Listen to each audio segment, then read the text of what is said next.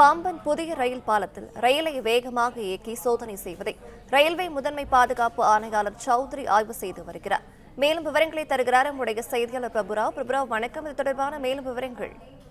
நிச்சயமாக பாம்பன் கடலில் புதிதாக கட்டப்பட்டுள்ள இந்த ரயில்வே பாலத்தில் கட்டுமான பணிகள் முழுமையாக நிறைவடைந்து சோதனை ஓட்டங்களும் வெற்றிகரமாக நடந்து முடிந்தது. இருப்பினும் இந்த பாலம் திறக்கப்பட்டு மக்கள் பயன்பாட்டிற்கு எப்போது வரும் என்பது குறித்தான முழுமையான அந்த இறுதி அறிக்கையை தாக்கல் செய்வதற்காக நேற்றும் இன்றும் ரயில்வேயின் முதன்மை பாதுகாப்பு ஆணையாளர் தொடர்ந்து சோதனை செய்து வருகிறார். நேற்று பாம்பன் பாலத்தில் அந்த புதிய பாலத்தில் கட்டப்பட்டுள்ள அந்த தூண்கள் மற்றும் செங்குத்து தூக்கு பாலத்தில் பொருத்தப்பட்டுள்ள சென்சார் உள்ளிட்டவற்றை இந்த இன்டர்னல் இன்ஸ்பெக்ஷன் என்று சொல்லக்கூடிய பிசிக்கல் டெஸ்ட் உள்ளிட்டவைகளை நேற்று நடத்தி முடித்தார். இன்று இரண்டாவது நாளாக மண்டபம் ரயில் நிலையத்திலிருந்து ராமேஸ்வரம் ரயில் நிலையம் வரை பாம்பன் புதிய ரயில் பாலம் வழியாக சுமார் 80 to 90 கிலோமீட்டர் வேகத்தில் 6 பெட்டிகள் இணைக்கப்பட்ட ரயில்கள் இயக்கி சோதனை செய்யப்பட்டது.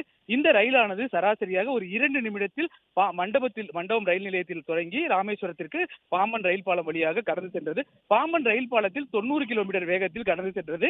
இதனை பாதுகாப்பு முதன்மை ஆணையாளர் மற்றும் மதுரை கோட்ட மேலாளர் உள்ளிட்டோர் ஆய்வு செய்தனர். இந்த ஆய்வின் அடிப்படையில் தற்போது இந்த புதிய ரயில் பாலம் எப்போது திறக்கப்படும் என்பது குறித்தான விரிவான முழுமையான அறிக்கையை அவர் பாதுகாப்பு ஆணையாளர் வெளியிடுவார் என்பது தெரிய வருகிறது.